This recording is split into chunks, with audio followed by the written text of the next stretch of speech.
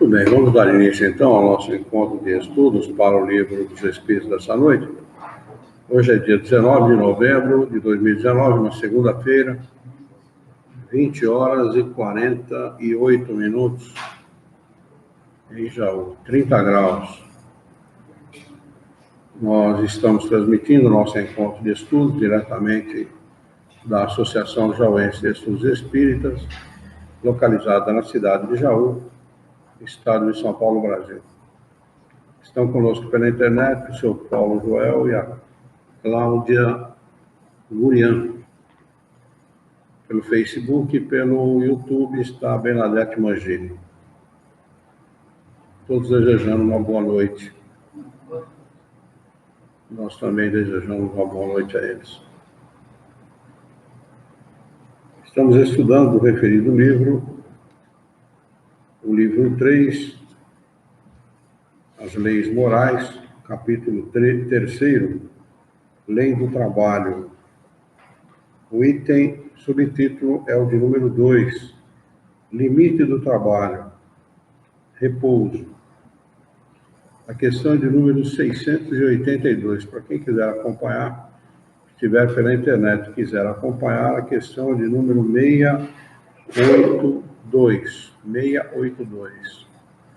Abra os seus livros e vamos nos instruir. A pergunta de Kardec aos espíritos superiores é a seguinte: sendo o repouso uma necessidade após o trabalho, não é uma lei da natureza? Resposta: sem dúvida. O repouso serve para reparar as forças do corpo. Ponto.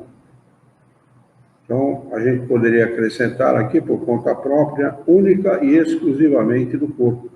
O espírito não precisa repousar, nem de sopinha revigorante, nem de deitar, né? Nem de nada que está relatado nos romances, André Luiz e Companhia Bela.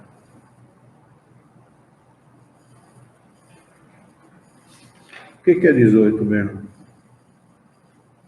A Bernardo está dizendo, é 18. O pessoal costuma falar, quando é bom, falar que é 10. O 18 eu nunca ouvi falar.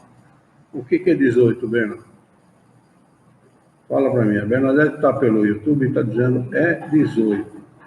O que é 18? Ah, eu não sei o que é 18, porque o livro é de número 3, o capítulo é o 3º, a lei do trabalho, a questão é 682.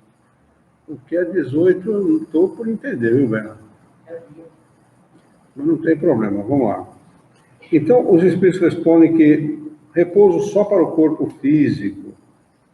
E eles continuam respondendo, é também necessário para deixar um pouco mais de liberdade à inteligência, que deve elevar-se acima da matéria. Pois o corpo fica na cama e o nosso espírito vai se retemperar em meio a outros espíritos, libertando a inteligência. Né? Nosso espírito não tem que ficar na cama junto com o nosso corpo físico, a não ser que o sujeito seja muito cansado, né? Porque tem cara que é muito cansado, né? O cara cansa uma barbaridade. Eu falei o quê? Falei que era dia 19, não foi isso? Ah, eu falei que era dia 19. E hoje é dia 18. É isso, Bento? Então, desculpa, viu? Então, onde o pessoal aí ouviu 19 de novembro, ouça 18. Ou ouva-se. 18 também serve. Tá bom, Bernardo? Corrigido, hein? 18 de novembro de 2019, uma segunda-feira. Questão 683. Qual é o limite do trabalho? Resposta: o limite das forças. Não obstante, Deus dá liberdade ao homem. O livre-arbítrio aí também é respeitado, embora o espírito esteja encarnado para trabalhar no limite das suas forças, com propósito de promover o próprio progresso. Quem faz isso progride mais rapidamente. Questão de número 684. Que pensar dos que abusam da autoridade para impor aos seus inferiores um excesso de trabalho? Resposta: é uma das piores ações. Todo homem que tem o poder de dirigir é responsável pelo excesso de trabalho que impõe aos seus inferiores, porque transgride a lei de Deus. E eles mesmos, os espíritos superiores, ensinam que toda transgressão à lei de Deus acaba resultando em sofrimento para o homem. Portanto, aquele que transgride a lei de Deus desta ou daquela maneira acabará por sentir os efeitos dessa transgressão. Consequentemente, o sofrimento. Questão 685. O homem tem direito ao repouso na sua velhice? Resposta: sim, pois não está obrigado a nada, senão na proporção de suas forças. Questão 685A. Mas o que fará o velho que precisa trabalhar para viver e não pode? Resposta dos espíritos superiores a Kardec: o forte deve trabalhar para o fraco. Na falta da família, a sociedade deve ampará-lo. É a lei da caridade. Kardec acrescenta a seguinte explicação a esta resposta: não basta dizer ao homem que ele deve trabalhar. É necessário também que o que vive do seu trabalho encontre ocupação. E isso nem sempre acontece. Quando a falta de trabalho se generaliza, toma as proporções de um flagelo, como a escassez. A ciência econômica procura o remédio no equilíbrio entre a produção e o consumo, mas esse equilíbrio, supondo-se que seja possível, sofrerá sempre intermitências, e durante essas fases o trabalhador tem a necessidade de viver. Há um elemento que não se ponderou bastante e sem o qual a ciência econômica não passa de teoria: a educação. Não a educação intelectual, mas a moral. E nem ainda a educação moral pelos livros, mas a que consiste na arte de formar caracteres, aquela que cria os hábitos, porque a educação é conjunto de hábitos adquiridos. Hoje eu vi um pai proporcionar ao seu filho esse tipo de formação pela internet, no Facebook. O filho estava numa piscina, junto com outros jovens, ele devia ter uns 15 anos, 14, 15 anos, 13 anos, gordinho, né, fortinho, junto com outros moleques numa piscina, dizendo que faziam parte de uma facção criminosa e ameaçando a polícia e tal. Aí o pai, ele chegou, aí mostra ele em casa, né? E o pai, com um pedaço, devia ser uma borracha de mangueira, alguma coisa assim, deu-lhe uma coça bem dada, e ele berrava pra caramba, viu? Eu acho que aquele nunca mais vai fazer essa besteira na vida dele. Porque se fizer, vai fazer consciente de que o pai não vai usar um pedaço de borracha para dar uma coça nele, para enforcar ele, com certeza. Eu faria a mesma coisa, você não tenha dúvida. Porque se não corrige um ato desse, nesse momento, pode esquecer, perdeu o filho. Perdeu. E o pai deve ser daqueles rigorosos, viu? E é isso que tem que fazer mesmo, não é educação moral pelos livros, não. Porque o que cala na educação não são palavras, o que cala é o exemplo. O exemplo cala realmente, ele arrasta. As palavras conduzem apenas, né? Mas o exemplo arrasta, o exemplo ele cala profundamente. E esse... O ano que vem vai ter a implementação do novo currículo paulista nas escolas. Currículo? Do Estado todo. Que hoje ele é cognitivo. O MEC é que está propiciando isso? Não. É estadual. É estadual. Meu medo é no esse. currículo paulista. Então, é assim, até agora, o pessoal trabalhava essa questão do conhecimento. A escola que eu trabalho, que é um modelo à parte, ela trabalha educação aqui integral, né? Aqui ele está falando de educação integral. Então, esse novo currículo paulista, ele vem exatamente com esse enfoque aqui.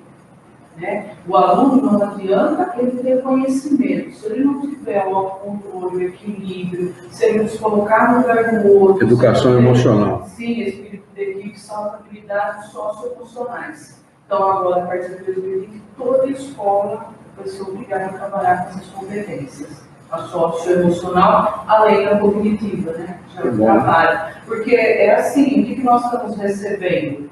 São jovens que, se você pedir alguma coisa, desce lá, pega uma coisa para mim. Que problema com isso? Né? Eu não falo lá porque a gente tem um. De vez em quando aparece um ou outro. Mas eles não são preparados para o mercado de trabalho para lidar com o mundo, lidar com as pessoas. Sobretudo lidar no sentido de solucionar problemas. Né? Não, sim. Porque... A decisão eles não têm. Né? Então, foi feito, né, todo esse estudo, já faz uns 4, 5 anos que o Estado vem trabalhando isso, agora vai pôr em prática o ano que vem. Então, para a nossa escola com modelo integral, a gente já trabalha. E são essas escolas que estão dando resultado. São essas escolas que, quando vão para uma universidade, quando vão para o mercado de trabalho, eles falam para a gente, nossa, estamos diferenciados. Mas por quê? Recebe uma educação integral. Sim, agora ele vai pôr para todas as escolas. Né? A regular também, que faz parte do programa de ensino integral, vem no ano que vem exatamente aqui com essas competências. Que bom, né? Que bom. Deve ser, né? Fico feliz em saber. Continua Kardec explicando, quando se pensa na massa de indivíduos diariamente lançados na corrente da população, sem princípio, sem freios, entregues aos próprios instintos, deve-se admirar das consequências desastrosas desse fato? Quando essa arte for conhecida, compreendida e praticada, o homem seguirá no mundo os hábitos de ordem e preferência para si mesmo.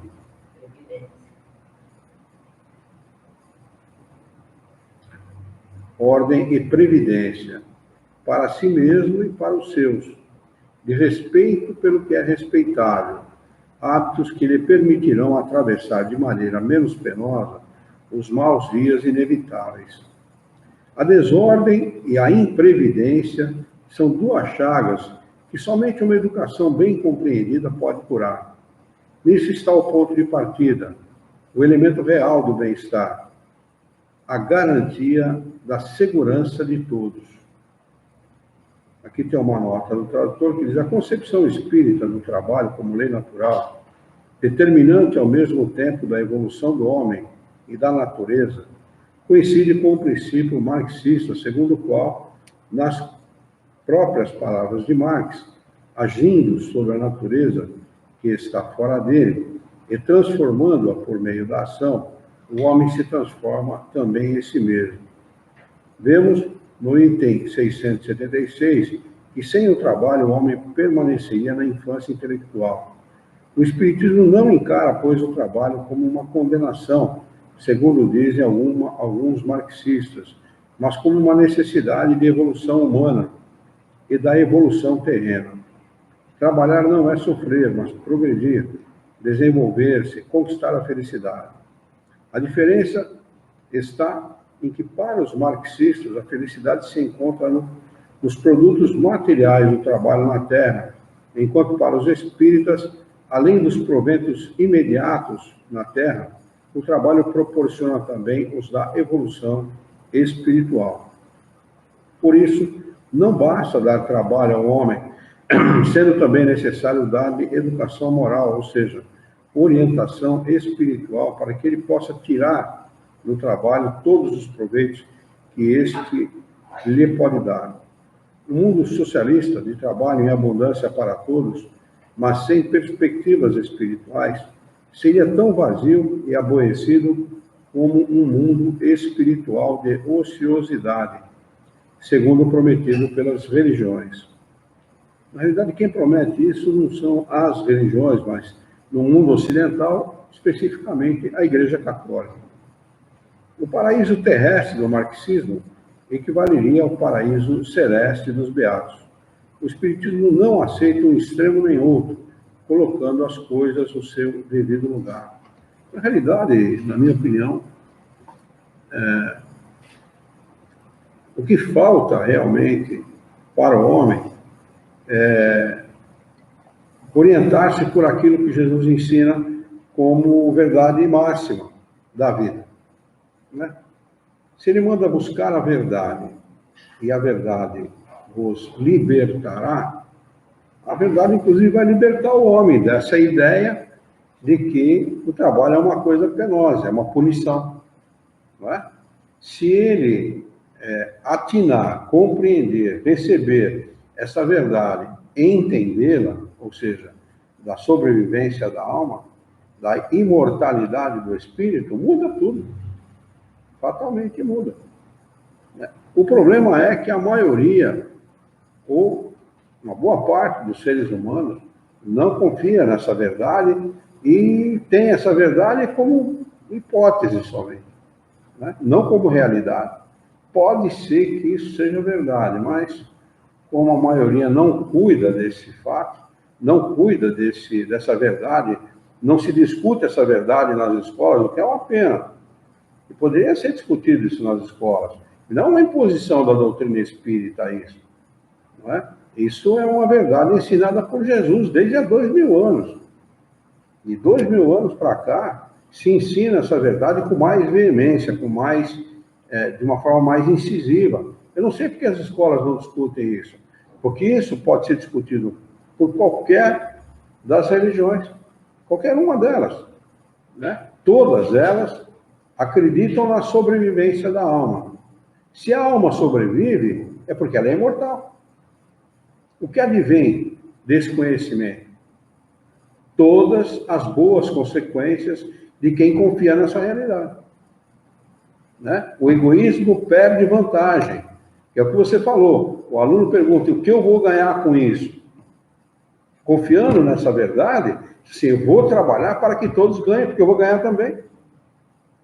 Muda totalmente o foco. O foco deixa de ser o foco único do egoísmo para ser o de interesse geral, né? Olha o que muda essa realidade. Essa realidade é extremamente importante. Lamentavelmente, o nosso mundo, o nosso planeta, e sobretudo o mundo ocidental, onde as pessoas são ensinadas a consumir antes de qualquer coisa, né? O bom é consumir, o bom é ter, né? Não importa se você é péssimo ou ruim moralmente, não importa. Desde que você tenha dinheiro, ninguém vai questionar a sua moral, né? Quando devia ser ao contrário, né? O sujeito, ele enaltece o fato de descender de reis e rainhas, mas ele não fala que os reis e rainhas dos quais ele descende foram péssimas pessoas do ponto de vista moral, né? Ele não fala, ele não cita, ele, não, eu sou descendente do conde, do barão, não sei das quantas e tal, mas não fala que o conde, o barão, não sei o que, era uma porcaria moral, né? Quando ninguém enaltece muito o fato de ser descendente de pessoas comuns, né? De trabalhadores comuns, independente de qualquer fato, né? Pessoas não enaltecem isso. São poucas as pessoas que falam, eu sou descendente de trabalhadores comuns, de pessoas comuns. Minha mãe era uma dona de casa, meu pai era um pedreiro, era um motorista. Ninguém enaltece muito isso. Deve enaltecer, porque junto disso está, normalmente, uma moral elevada. Normalmente, né? Os trabalhadores comuns são aqueles que mais levam em consideração a moral, os bons costumes, o respeito ao próximo, etc. Né? É muito comum a gente ouvir dizer, eu frequentou essa casa, era dentista, já desencarnou, né, o Olímpio, um querido amigo, e ele dizia que era muito mais fácil você receber de um operário a mensalidade que era combinado o tratamento, ele contou para mim que uma senhorinha muito pobre mesmo, miserável mesmo, quase miserável, não tinha condição nenhuma, foi se tratar com ele, tratar os dentes com ele, porque não tinha, sabe, soube que ele facilitava, e o Olímpio era assim mesmo, era uma alma extraordinária desse ponto de vista. E chegou lá, quanto é que vai ficar o tratamento? R$500. Doutor, eu não tenho como pagar. Como é que você pode pagar? Posso pagar R$50 por mês. Naquela época a inflação era muito maior do que hoje, e quando ele fosse acabar de receber os R$500, não valia mais quase nada. Não, tá bom. Que era sagrado, todo mês, no mesmo dia, na mesma hora, acontecesse o que acontecesse. Tivesse chuva ou sol, a senhora estava lá com a notinha de R$50 para pagar ele. Enquanto que gente de muito dinheiro aqui de Jaú sequer dava satisfação. Sequer satisfação dava. Né? Então, o operário, desse ponto de vista, ele leva muito mais em consideração os ensinamentos que a Igreja Católica, normalmente são católicos, ensina, né? O espírita leva muito mais em consideração a moral de Jesus, né? O bom evangélico, o evangélico sério, leva muito em consideração os ensinamentos de Jesus, né? E essas verdades são verdades que tornam o homem melhor. A imortalidade da alma deveria e será um dia, certamente, matéria de escola. Eu tenho plena convicção de que esta ciência espírita será estudada na escola como matéria. Não como religião, como matéria, como ciência. A juventude hoje, dependendo da aula de filosofia, sociologia, até momentos, né, que a gente fica 9 horas juntos lá, quando toca um assunto de mortalidade, eles ouvem, muitos dão exemplos sem saber o que é, né? Mas aquela vejo a existência na família dos pais. Eu acho que dessas gerações para frente, eu acredito também. Porque eles já são diferentes, eles ouvem, eles pensam, refletem, questionam, mas onde esbarra ainda é na família. Eu acho que nós temos uma responsabilidade, como espírita, muito grande. Primeiro, de divulgar a verdade da doutrina espírita. Né? Eu, quando me pergunto se eu tenho religião, eu digo que não tenho religião nenhuma. Não tenho religião, não sou religioso, não. Eu sou espírita, ou espiritista, que seria o termo mais adequado. Né? Não tenho religião. Mas o espiritismo não é religião? Não é religião. O espiritismo é uma ciência, que leva muitos anos para ser conhecida. Se você quiser conhecer em alguns meses, em 1 ano ou 2, pode esquecer, não vai conhecer mesmo. Né? Então, é fundamental que se divulgue isso, porque isso certamente vai despertar as consciências de encarnados inteligentes. Aqueles que desejam conhecer, porque o conhecimento atrai muito, atrai o jovem. O conhecimento, o despertar do conhecimento no jovem, atrai esse jovem cada vez mais para o conhecimento. Quando ele toma gosto por saber, vai despertar cada vez mais. Né? Então, se divulgando corretamente a doutrina espírita, certamente isso um dia vai chegar a despertar nos jovens esse interesse. E é isso que deve acontecer mesmo. Né? O interesse pelo conhecimento. Porque, filosoficamente, a filosofia é uma coisa estudada nas escolas hoje, com uma amplitude maior até, né? Não uma filosofia distorcida, né? A filosofia dos bons filósofos, né? São conhecidos nas escolas hoje. A principal pergunta dos filósofos é quem sou, de onde venho e para onde vou. Todos os filósofos, de uma maneira ou de outra, perguntam isso. Né? Fazem essa pergunta. E não há nenhuma filosofia ou doutrina que explique isso com clareza e racionalidade. Não há. Nenhuma religião explica isso com clareza, com objetivo, com racionalidade. Que todas as religiões, inclusive a ciência regular, a ciência clássica, ela vai do berço ao túmulo. Ela para ali. Ela inicia no berço não é? Os interesses do homem se iniciam no momento em que ele é criado, segundo as religiões, e terminam no momento em que ele desencarna, que ele morre. Não é? E para a ciência é a mesma coisa. Tudo é fruto e ato da matéria. É decorrente das nossas reações químicas e da reação do corpo às coisas as agressões, ou as coisas que ele recebe da natureza, né? Da ingestão de alimentar e tudo mais. Tudo é decorrente disso. E o Espiritismo ele vai muito além disso, muito além. Né? Respondendo com critério, com sabedoria, com racionalidade essa pergunta. Porque ele vai de antes do túmulo, do berço, para depois do túmulo. O dia que as pessoas descobrirem isso e esquecerem essa maldita aversão, né, ou tendenciosidade pela religião, esquecerem que não existe religião espírita, e esse é o grande problema, viu, Daniel?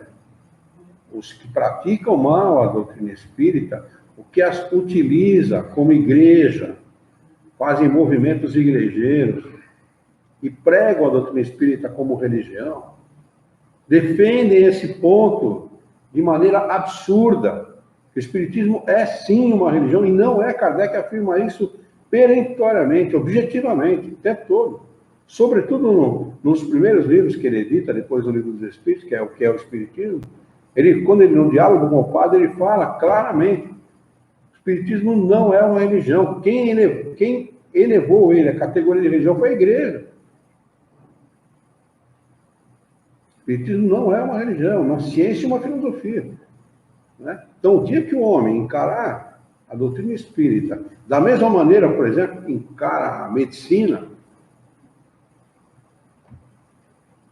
então, tem que acontecer com o espírito o mesmo fenômeno que aconteceu com a ciência regular.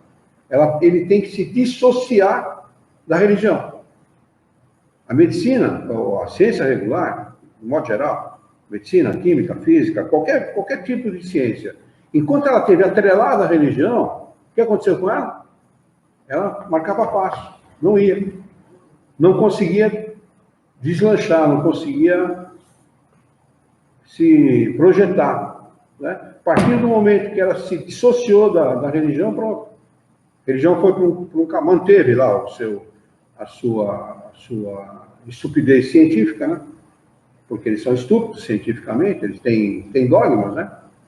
E a ciência foi buscar a verdade, estivesse ela onde estivesse. Porque a ciência não lida com dogma, né?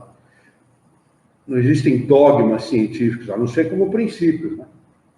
A não ser como princípios, através do qual se pode fazer um enunciado.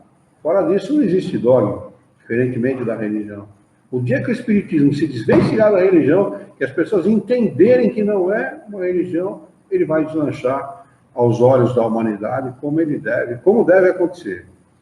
Né? Eu acredito que, eu já estou com mais de 20 anos de educação, e eu vejo nesse momento, como posso dizer, uns 10 anos para cá, um pouquinho menos, que é outra juventude, é uma outra ideia de querer aprender, de querer participar, de querer conhecer e conhecer para poder opinar, não só conhecer, conhecer. Então, hoje...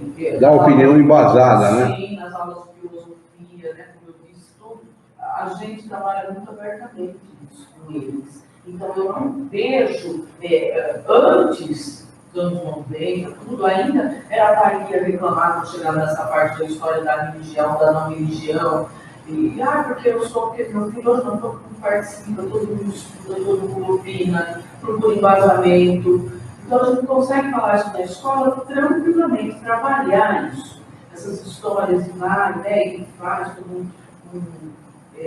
uma programação, roda de conversa. Nós temos agora 4 turmas de formandos e eles não querem curso ecumênico, eles não querem. São 4 salas de 35 alunos. Então, eles estão propondo assim, alguns dias que você eu sou da Umbanda, eu sou evangélico, olha, vai ter lá na minha igreja, tal. Você está convidado a conhecer, vai ter lá no Umbanda. Então, eles vão trocar essa experiência de conhecer e depois voltar. Então, para discutir, né? Sim, tem a vamos discutir a experiência de cada um. Ótimo, excelente. Eles vão no católico, eles vão. E foi assim, é uma aceitação, e ninguém olha torto, ninguém fala não quero, eu não vou. Então, mas isso é fruta dessa abertura.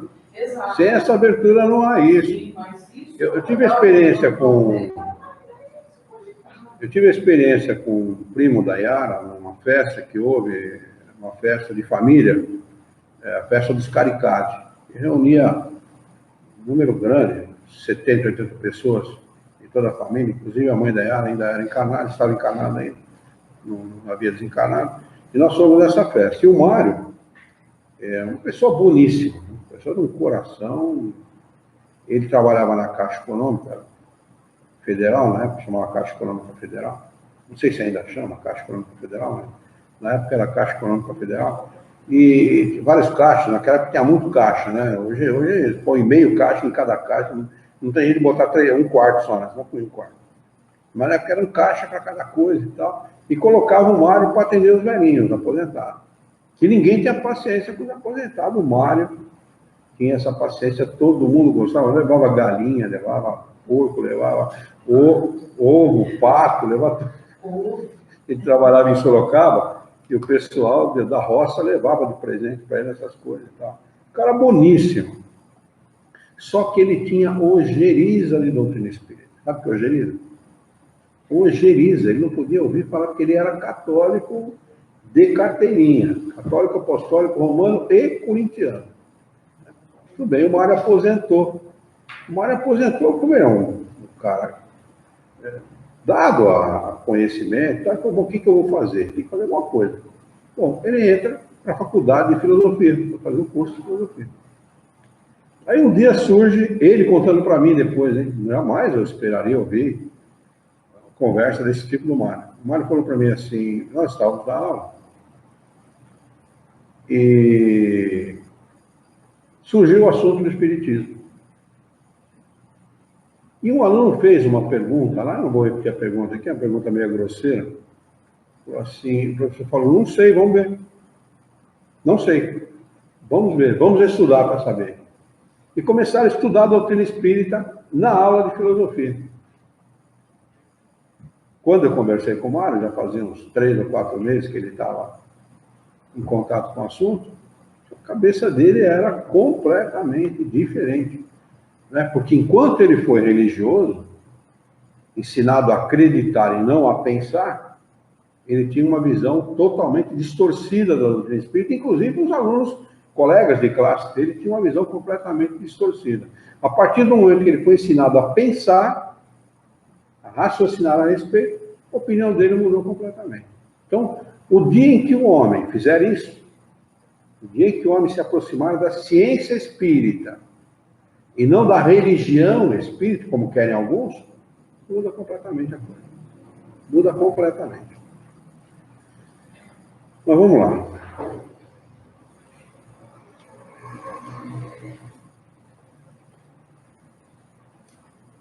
Nós vamos começar o capítulo de número 4. Ficou claro para todo mundo isso que a gente acabou de estudar? Alguém tem alguma dúvida? A Bruna escreveu aqui. É uma pena que nossos centros espíritas, na sua maioria, são católicos. Não são católicos, Bruna. Na realidade, eles são espiritólicos. Viu? Que é uma mistura de católico com espírita. Ou catopírita também serve, viu? E eles usam a internet para passar essas informações erradas sobre o espiritismo. Olha, não tem como passar informação errada sobre o espiritismo se você conhecer a doutrina espírita. Na realidade, essas pessoas não conhecem a doutrina espírita. Essas pessoas desconhecem a doutrina espírita e falam daquilo que leem em romances. Não é? O que seria de nós, da nossa saúde, se os médicos se formassem baseados em romance sobre medicina? Dá para imaginar? Alguém imagina lá um médico, um romance sobre médico? Né? Hã? Séries de hospital. Isso, Isso. Né? Alguém imagina um romance sobre medicina, né? Escreve lá um romance, aí o médico lê uns 2, 3 romancinhos daqueles bem sem vergonha, e se recebe o diploma de médico. Aí ele vai clinicar, né? Dá para imaginar uma situação como essa? É impossível. Do primeiro dia de aula de um médico, falando de médico, né? Especificamente, do primeiro dia que ele entra lá no jardinzinho, hoje que é maternal, né? Maternal. Até o último dia de formação dele, antes lá dos 2 anos daquele estágio que eles fazem, de residência, né? 2 anos de residência, dependendo da especialidade é mais, né? É 3, né? Mas vamos lá, antes dos 2, 3 anos de residência, quantos anos um médico, desde o primeiro dia de aula, primeira vez que ele entra numa sala de aula, até o último dia para se formar, quantos anos ele precisa estudar?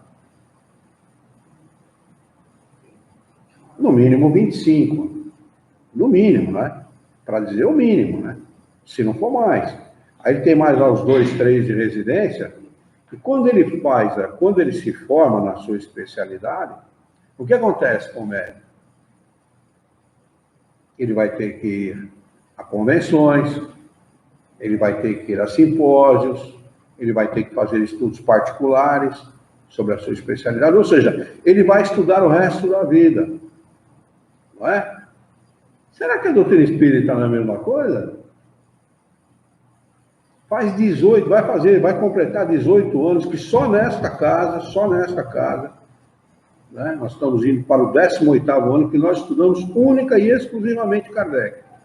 Eu posso garantir para vocês que mais 18 ainda é pouco. Então, dá para garantir o seguinte: vamos estudar ao longo desta encarnação, vamos desencarnar e continuar estudando, e vamos reencarnar estudando até o momento em que nossa ação seja proporcional ao conhecimento. Aí a gente não precisa mais de doutrina espírita. Não dá para conhecer uma ciência com alguns meses. Eu vi um sujeito do Rio Grande do Sul outro dia escrever que ele estudou doutrina espírita por 4 anos, 3 anos, 4 anos, e que ele resolveu deixar de ser espírita porque o que ele encontrou dentro da doutrina espírita, ele estudou muito a doutrina espírita, e para ele a doutrina espírita não servia.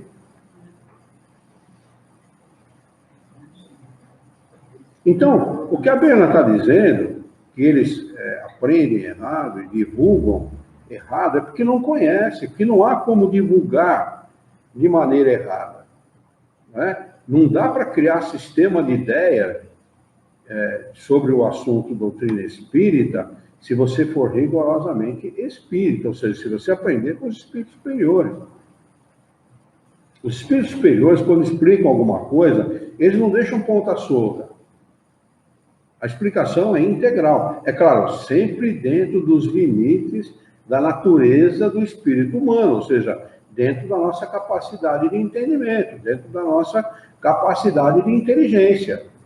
Não dá para ultrapassar esse limite, senão eles iam muito mais prejudicar do que ajudar. É a mesma coisa que você querer explicar equação de 2º grau para uma criança que está aprendendo aritmética. Você pode até tentar explicar para ela, mas o que vai acontecer com a cabecinha dela? Você vai prejudicar a criança, certamente. A criança vai ficar confusa. Quer dizer, complica mais do que explica. Então, por isso que os espíritos ultrapassam os limites da natureza humana e das nossas necessidades de conhecimento a respeito do espírito. Mas tudo que eles explicam não fica ponta solta, não dá não dá margem para dupla interpretação. Não é? É uma interpretação só. Aí os caras querem enfiar a goela abaixo de todo mundo, que existe um lugar chamado Nosso Lar, que lá toma sopinha revigorante, que lá só entra judeu e gente que guerreou na Segunda Guerra aliado às tropas contra Hitler, não entrava nenhum alemão, porque nenhum alemão prestava. No final do filme é assim. Você vê um monte de gente andando, né, para cima, até indo para o céu, né? Para cima assim, não tem um alemão. Será que não tem um alemão que prestava? Estava entrando judeu, mostra gente dos aliados, né? Mas não mostra um alemão. Quer dizer, além de tudo, preconceituoso. Será que as pessoas não raciocinam? Eu conheço gente que não é espírita e conversando com ela, diz que aquilo é fantasia, é fantasioso. Gente que não é espírita. Imaginem vocês. Então, como é que alguém pode ensinar alguma coisa que não conhece? Jesus dizia assim, é cego conduzindo cego. O que vai acontecer com o cego conduzindo cego? Vai todo mundo cair no barranco. Vai todo mundo se arrebentar. Bom,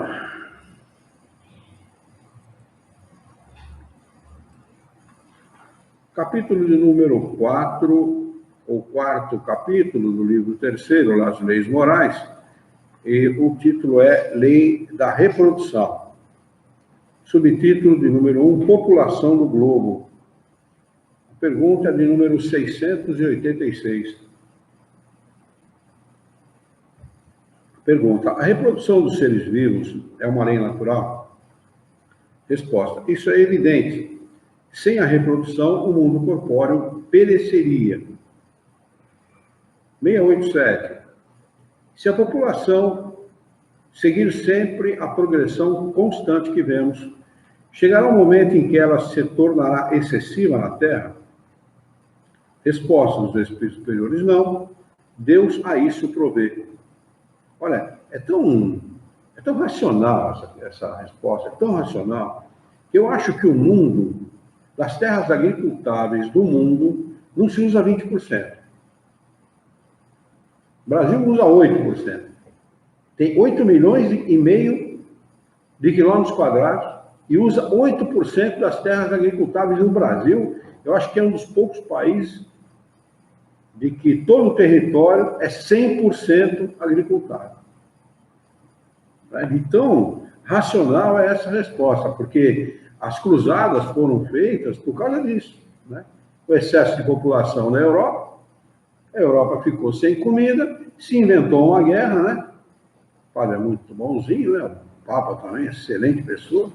Se inventou uma guerra para diminuir a população da Europa daquele período.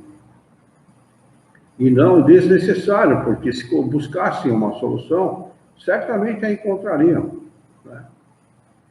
Deus a isso provê, mantendo sempre o equilíbrio, eles respondem. Ele nada faz de inútil. O homem, que só vê um ângulo do quadro da natureza, não pode julgar da harmonia do conjunto. Tem uma nota do tradutor que diz: a população do mundo continua em intenso crescimento. Eu acho que nessa época, 1857, a população do mundo já tem em torno aí não chegava a 3 bilhões de pessoas. Já está em torno de 2 bilhões, alguma coisa, que cresceu muito depois da Segunda Grande Guerra, né? Foi o boom mesmo, né? Do crescimento mundial. Hoje está em torno de 7 bilhões e meio, mais ou menos, né? Alguma coisa assim. Então, imagine, né? Que se tivesse feito a pergunta com 7 bilhões e meio de pessoas no planeta, né?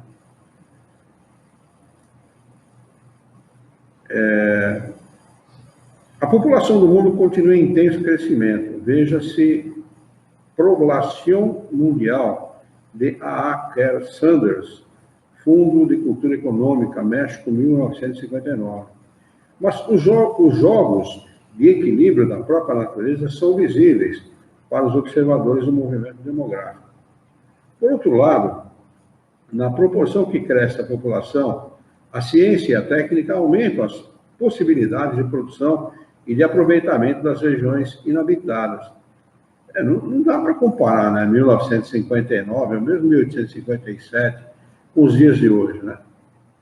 Você tem uma colheitadeira, um cara dirigindo uma colheitadeira, seja um homem, uma criança, um jovem, uma mulher, qualquer um, dirigindo uma colheitadeira, numa plantação regular de soja, amendoim, milho, e uma carretinha puxada por um trator, uma carreta grande, que normalmente são carretas grandes, né? Carreta de 10, 12, 15 toneladas, você colhe um milharal. Quando na época de Kardec você precisava de quanto? Centenas de talvez mais de uma centena de trabalhadores para fazer o mesmo serviço. Eles não abrem. E o Brasil, ainda com a sua inépcia, né, ineficácia nesse aspecto, perde 30% do que colhe, ou quase 30% daquilo que colhe. Imagina, em quase 200 milhões de toneladas, então, esse ano acho que bateu os 200 milhões, está perto disso, né? Você perde, são 60 milhões de toneladas de grão perdida por causa de colheita mal feita. As colheitadeiras eram antigas, agora está se renovando a frota. Translado desses grãos, se perdia muito na estrada. No Paraná, eu viajei muito no Paraná, lugar em que se transportava grão, você via sempre à beirada da pista cheia de ave. Ela sabe que vai cair o grão, ela fica ali para comer o grão que cai. E a silagem mal feita também, se perdia muito em silagem, com roedores e etc., se perdia muita coisa. Né? Então, olha o que se perde num país que colhe o que nós colhemos. Quer dizer, o que se perde, talvez daria para alimentar toda a nossa população e sobraria alimento. Dado, né? Dado. O que é jogado fora, dado para a nossa população, alimentaria todo mundo e talvez sobrasse.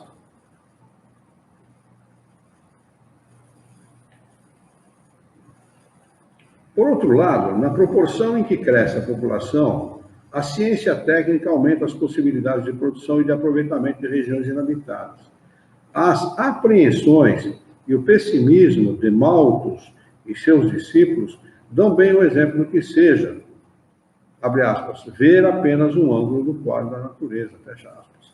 Leia-se em A Marca da Violência, de Fred Werthan, edição Ibrasa, São Paulo, 1968, o capítulo Mito de Malthus, que mostra a atualidade da posição espírita nesse terreno. Aliás, quando o tradutor, o nosso querido professor José Herculano Pires, fala de atualidade da resposta dos espíritos superiores, todo o livro dos espíritos é atual. Você não encontra nada aqui que não seja atual. Por quê? Por isso que Kardec sempre firmava a sua refutação contra os detratores da doutrina espírita, exatamente nesse ponto. Olha, se for uma mentira, a mentira por si só desaparece. Vocês não precisam fazer força para o espiritismo desaparecer. Se ele estiver baseado em mentira, ele vai desaparecer por ele mesmo. Agora, se for verdade, tudo que vocês fizeram será ineficaz para desaparecer com ele, porque ele é uma verdade. Se a verdade vem de Deus, e se vem de Deus, veio para ficar. Né? E a gente vê, né, 1857, 168 anos, deve ser alguma coisa assim, né, do surgimento desse livro no mundo, ele é atualíssimo. Atualíssimo. Não tem nada aqui que desabone a afirmação dos espíritos superiores. Portanto, são espíritos superiores, né? Ou seja, têm conhecimento, sabem o que estão falando, e é uma verdade. Não dá para contestar a verdade. A pessoa pode não aceitar, mas não dá para contestar.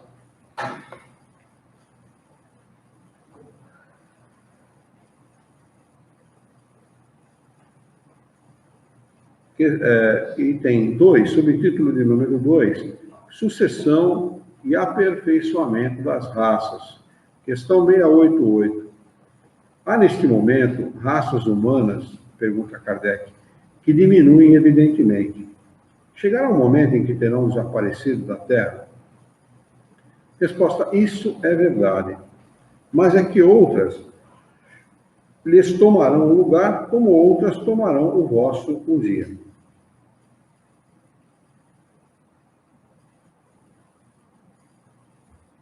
Como diz a música do poeta brasileiro, o novo sempre vem, né? Questão 689. Pergunta, os homens de hoje são uma nova criação ou os descendentes aperfeiçoados dos seres primitivos? Resposta, são os mesmos espíritos que voltaram para se aperfeiçoar em novos corpos, mas que ainda estão longe da perfeição. O homem não sabe disso, viu? O homem pensa que não. Assim, a raça humana atual, que, por seu crescimento, tende a invadir toda a Terra, e substituir as raças que se extinguem, terá também o seu período de decrescimento e extinção. Outras raças mais perfeitas a substituirão, descendendo da raça atual, como os homens civilizados de hoje descendem dos seres brutos e selvagens dos tempos primitivos. Questão de número 690. Pergunta: do ponto de vista puramente físico, os corpos da raça atual são uma criação especial ou procedem dos corpos primitivos por via de reprodução? Resposta: a origem das raças se perde na noite dos tempos, mas como todos pertencem à grande família humana, qualquer que seja o tronco primitivo de cada uma, puderam mesclar-se e produzir novos tipos. 691. Qual é, do ponto de vista físico, o caráter distintivo e dominante das raças primitivas? Resposta: desenvolvimento da força bruta em detrimento da intelectual. Atualmente dá-se o contrário. O homem faz mais pela inteligência do que pela força física. E, no entanto, faz 100 vezes mais porque colocou a seu serviço as forças da natureza, o que não fazem os animais. 692. O aperfeiçoamento das raças animais e vegetais pela ciência é contrário à lei natural? Seria mais conforme a essa lei deixar as coisas seguirem o seu curso normal? Resposta: tudo se deve fazer para chegar à perfeição. O próprio homem é um instrumento de que Deus se serve para atingir os seus fins. Sendo a perfeição o alvo para o que tende a natureza, favorecer a sua conquista é corresponder àqueles fins. E como o homem tem o livre-arbítrio, não dá para você impedir a ação do homem sobre a mudança, genética de animais e vegetais que estão ao seu dispor. Ele só não pode abusar, e às vezes abusa. 692A. Mas o homem é geralmente movido nos seus esforços para melhoramento das raças apenas por interesse pessoal, que não tem outro objetivo senão o aumento de seu bem-estar. Isso não diminui o seu mérito? Resposta dos Espíritos. Bastante interessante essa resposta. Que importa que o seu mérito seja nulo, contanto que se faça o progresso? Compete a ele tornar meritório o seu trabalho através da intenção. Ademais, por meio desse trabalho, ele exercita e desenvolve sua inteligência, e é sob esse aspecto que tira o maior proveito. Quer dizer, se você quiser ou não, você vai estar trabalhando para auxiliar o projeto e o objetivo do Criador. Faça o que você quiser. Você pode fazer o contrário. Você pode agir como um marginal, como um homicida, como um bandido, como um ladrão, como um corrupto. Faça o que você quiser. Você vai estar sempre colaborando para aquilo que é o desígnio do Criador. Sempre. Independentemente do caminho que você dá para a sua vida. Porque para as coisas equivocadas, quem vai sofrer a consequência é você. Para o todo, para o geral, vai ser beneficiado. Fala, João. Não? Está mexendo com o lápis, eu achei que você ia falar. É só dizer você.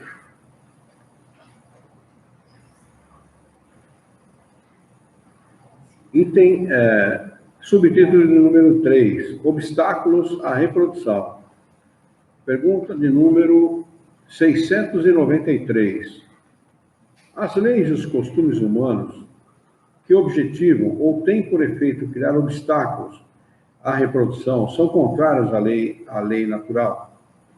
Resposta: tudo que entrava à marcha da natureza é contrário à lei geral. Então, eu acredito que ele está falando aqui dos contraceptivos, né? Assim que vocês entendem?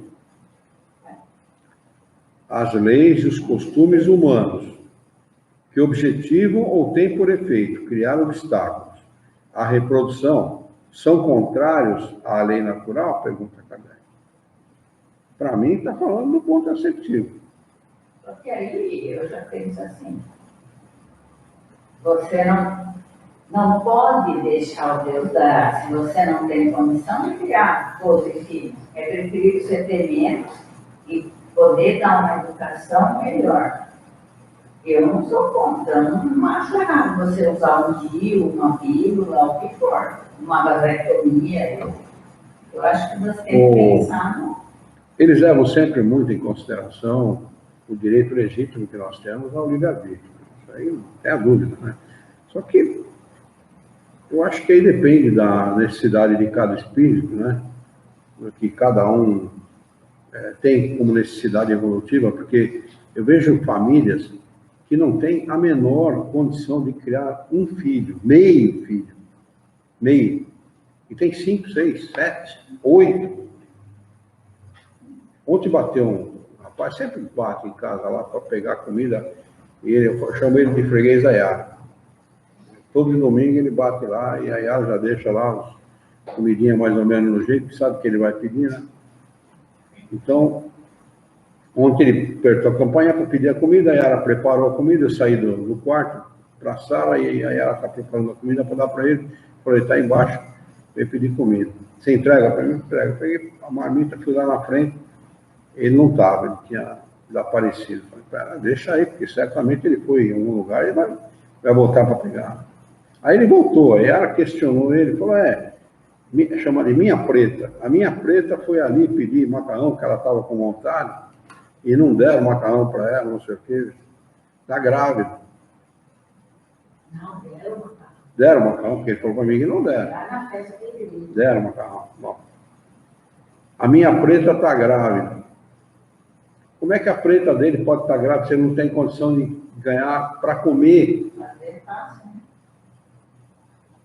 Então, eu fico imaginando assim. Será que Deus é sádico?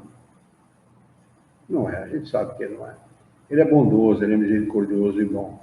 Qual é o compromisso desse casal com essa criança que está vindo aí?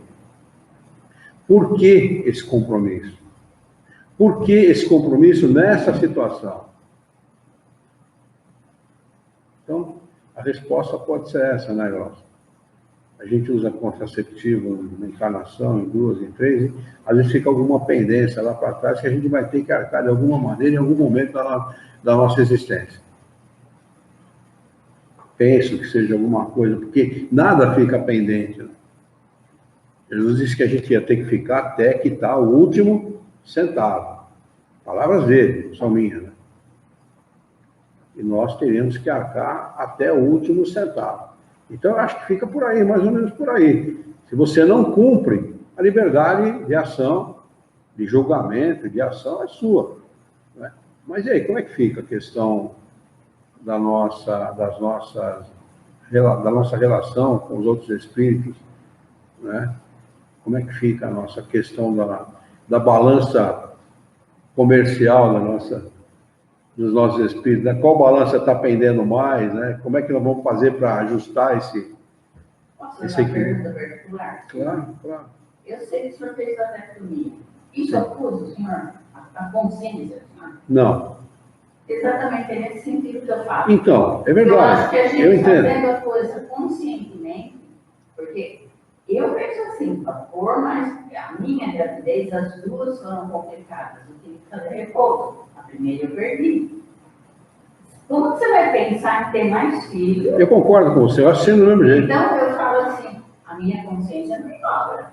Eu raciocino exatamente do mesmo jeito que você. Só que eu fico me perguntando o seguinte, e aí? Aí vamos ver, se encarnar, aí não vai ter jeito, né? Eu acho que pelo menos a gente está com a consciência tranquila nesse sentido.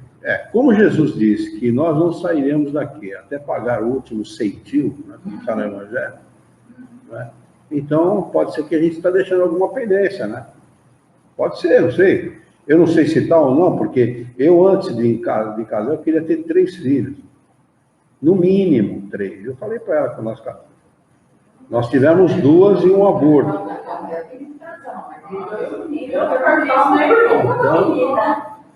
Então, não sei, né? Já que a pergunta é essa, né? As leis e os costumes humanos, as leis e os costumes humanos que objetivam ou têm por efeito criar obstáculos à reprodução são contrários à lei natural, porque o contraceptivo é desde sempre, né? O contraceptivo não é uma coisa inventada agora, não é?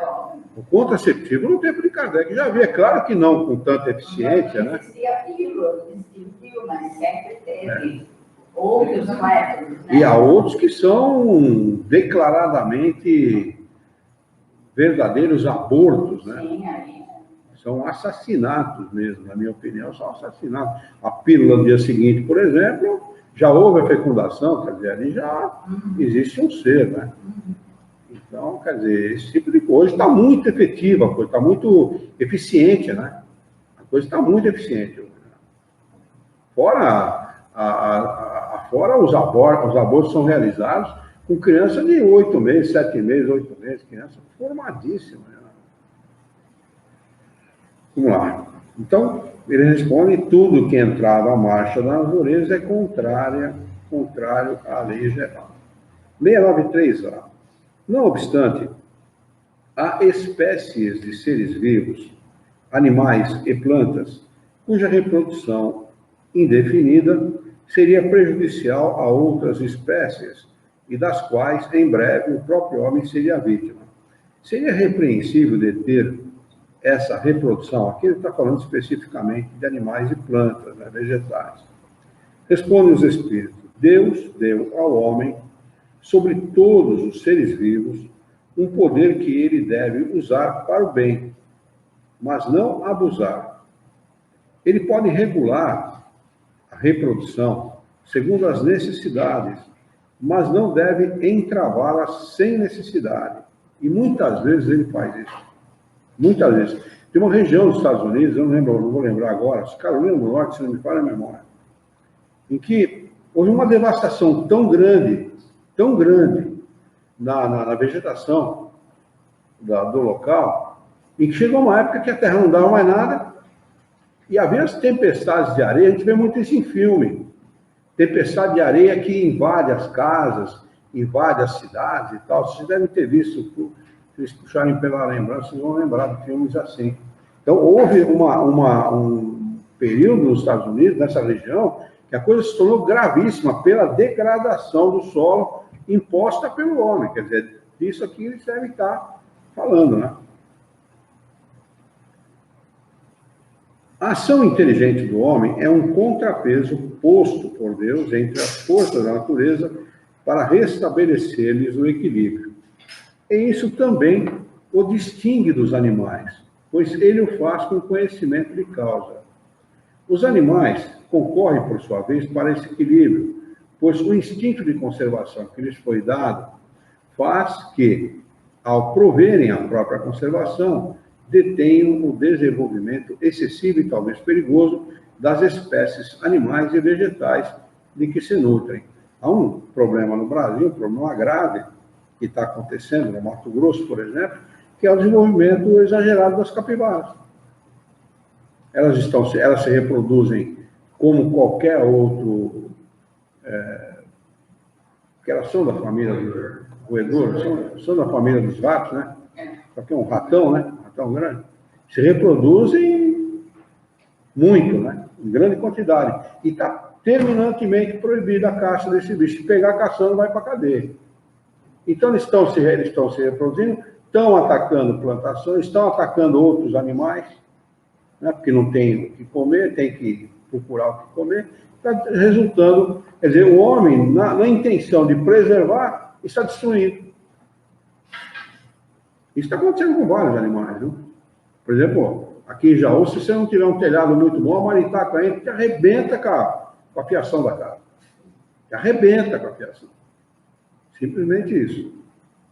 Eu já tive esse problema em casa. 694. Que pensar dos usos que tem por fim deter a reprodução com vistas, agora sim, agora vai entrar no nosso mérito aqui, com vistas à satisfação da sensualidade. Ele está dizendo usar contraceptivo aqui para poder ter quantas relações sexuais desejar. Resposta: isso prova a predominância do corpo sobre a alma e quanto o homem está imerso na matéria. Quer dizer, aí já é usar de forma absurda mesmo. Vou marcar com a data de hoje aqui, casamento e celibato, com a data de hoje, para nós retomarmos na próxima segunda-feira, 18/11/19.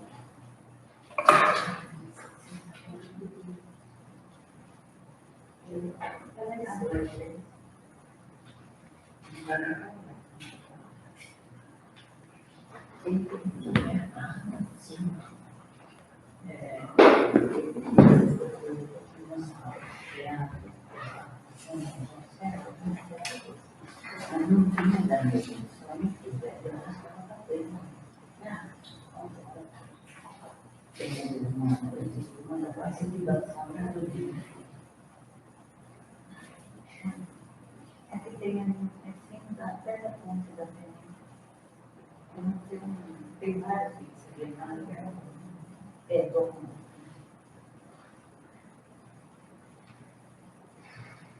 Às vezes eu peço uma massa.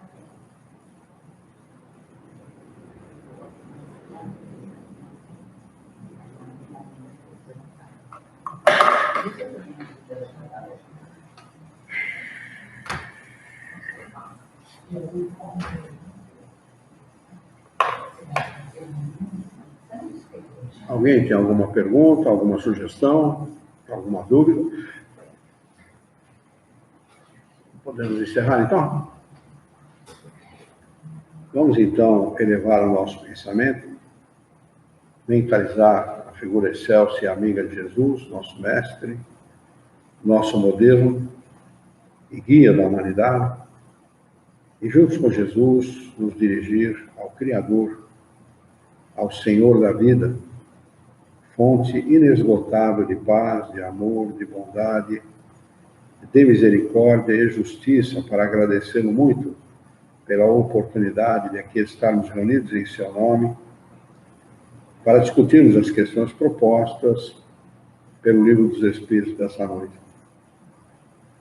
Queira a vossa bondade, o vosso amor, a vossa misericórdia, que tenhamos bom ânimo, coragem, determinação, ideias renovadas, alegria de viver e muito entusiasmo para que nós possamos trabalhar, sermos úteis à sociedade em que vivemos e, dessa forma, dignificar a vida.